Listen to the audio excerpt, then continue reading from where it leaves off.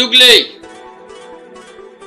মানে ঝগড়া ঝগড়া কেনটা ভাই? তোমরা ইচ্ছা করলো ভালো কিছু ভিডিও বানাতে পারতে, এখানে কেন তোমরা ঝগড়াগত? কুমার কুপুকে নিয়ে ভিডিও বানাইতেছে, কুপু কুমারকে নিয়ে ভিডিও বানাইতেছে।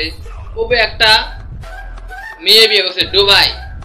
আরে ভাই বিয়ে করছে ঠিক আছে, বউ নাকি তোমার ভিডিও বানাতে হবে?